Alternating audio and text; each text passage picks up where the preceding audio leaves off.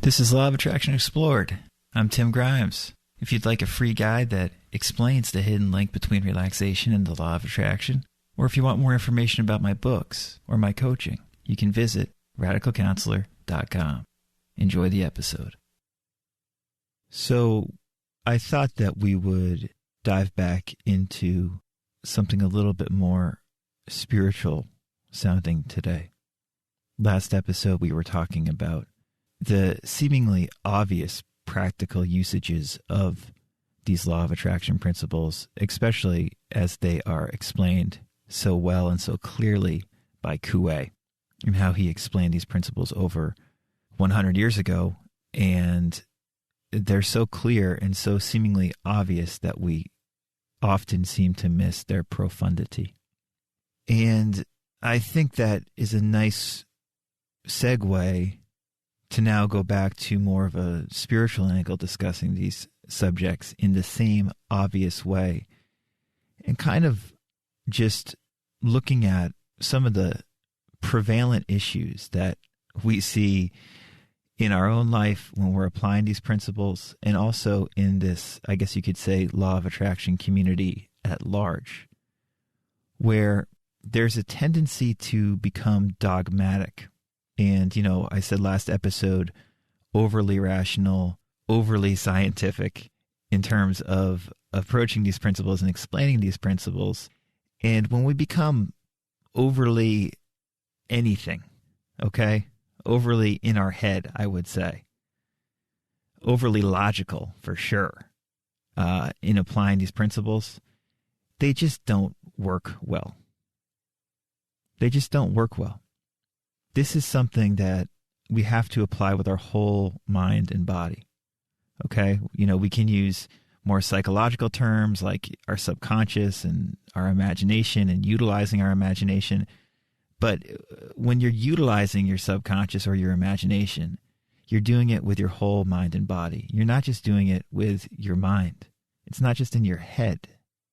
It's your whole physical being that is making the process happen.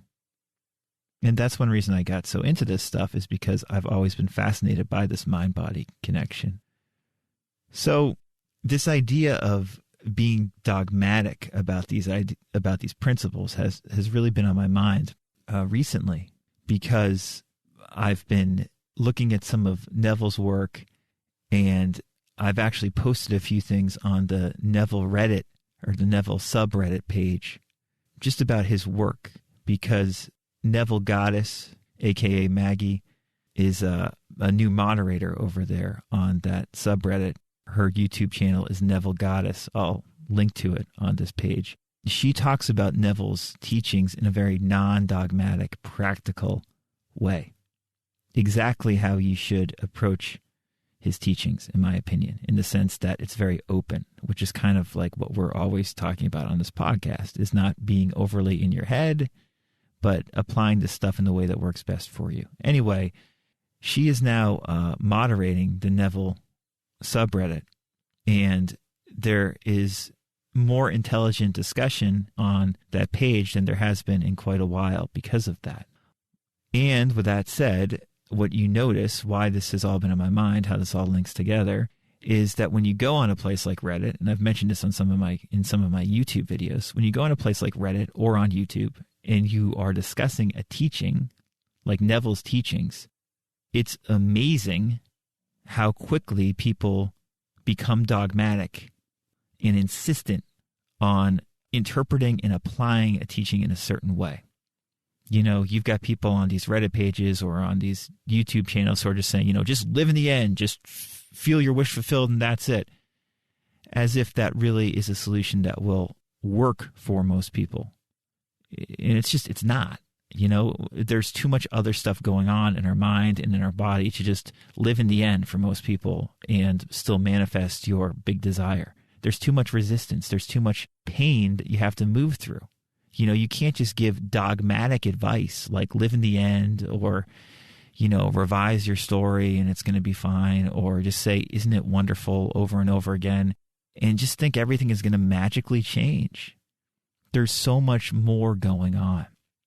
And I know, you know, we all have our preferences. And I say stuff like, Coué is the best law of attraction teacher. I make big statements too, but the point is any statement I make or any teacher makes or any commentator makes is hopefully just pointing you to something that is larger and that affects your whole mind and body. And it's not a logical solution we're looking for. We're looking for something far, far deeper that is beyond words. And so with that in mind, I thought I would read a little bit from an Emilie Cady essay because, as you know, we've talked about many times, Cady talks about these law of attraction principles in this mature, open, totally non-dogmatic way. And in my opinion, in a really spiritual way, more spiritual, I would say, than basically any other law of attraction teacher. She talks about these concepts in just this beautiful, open way. So I thought I would read from her essay called Unity of Spirit. And basically all of her essays, this essay's a masterpiece, And I'm just going to read a little bit and point out a few things because I think it's enlightening to read it and also very humbling. Because I think that's really what I'm trying to get at here, is that applying these concepts is very humbling and very moving. And whenever I see people being so rigid and dogmatic explaining them, it always kind of gives me the willies, and it just doesn't seem true. So in Unity of the Spirit, it wasn't called Unity of Spirit, it's called Unity of the Spirit is the name of the essay. Cady writes, "Were it not at times so utterly ridiculous, it would always be pitiful to see the human mind of man trying to limit God to personal comprehension as though the finite could ever completely encompass or comprehend the infinite. However much any one of us may know of God, there will always be unexplored fields in the realms of expression, and it is evidence of our narrow vision to say, this is all there is of God." So, that's what we're talking about here, is we become overly logical. We want to be scientific about these ideas. And frankly, that's just going to limit it. Really, we want to be as open and expansive as possible. And we want to be willing to say, I don't know. I don't know everything. And that's fine. We had that episode where we were just talking about Seung San, the Zen Korean master, and his big thing was just saying, only don't know. Only don't know. And that's beautiful. Later on in the essay, Cady writes, "From time immemorial, there have been schisms and divisions among religious sects and denominations. And now with the newer light that we have, even the light of the knowledge of one God immanent in all men, many still cling to external differences, so postponing, instead of hastening, the day of the millennium. At least they postpone it for themselves." All this means is that, we say Neville is the best, or Abraham Hicks is the best, or so-and-so is the best, and this is the only teaching that works, or this is all you have to listen to, and this is it. Even though we're talking about this far-out New Age stuff, it's no different than back in the old days when we had these, religious sects fighting each other for no good reason. Everybody wants to be right, and the point is that no one's right and no one's wrong if you want to get spiritual about it. She goes on later to write, "I want to stimulate you to lose sight of all differences, all side issues and lesser things, and seek but for one thing. That is the consciousness of the presence of an indwelling God in you and your life. And believe me, just as there is less separation between the spokes of a wheel the nearer you get to the hub, so you will find that the nearer you both come to the perfect center, which is the Father, the less difference will there be between you and your brother." Later on she says, "Beloved, as surely as you and I live, it is all one and the same truth. There may be a distinction, but it is without difference." I love that line. There may be a distinction, but it is without difference. So we discuss all these different approaches, these different LOA concepts and teachers, and they may seem different, but they're all leading and pointing to the same thing. There's no best or one way. Cady goes on to write later, "The teachings of Spirit are intrinsically the same because Spirit is one." And even later on, and this is when it gets, I guess you could say, more introspective even, and more spiritual, and even harder to put language and words to. Cady says, I do not at all understand it, but in some way, this indwelling one does move to lift the consciousness of his children up and to place it parallel with God, principle, law, so that no longer two are crossed, but the two, I, the three, the human consciousness, the indwelling individual Father, and the Holy Spirit are made one. In every life, with our present limited understanding, there comes times when the bravest heart goes down for the moment under the apparent burdens of life, times when the strongest intellect bends like a reed shaken by the wind, Matthew 11:7, when the most self-sufficient mind feels a helplessness that wrings from it a cry for help from the rock that is higher than I, Psalm 61:2.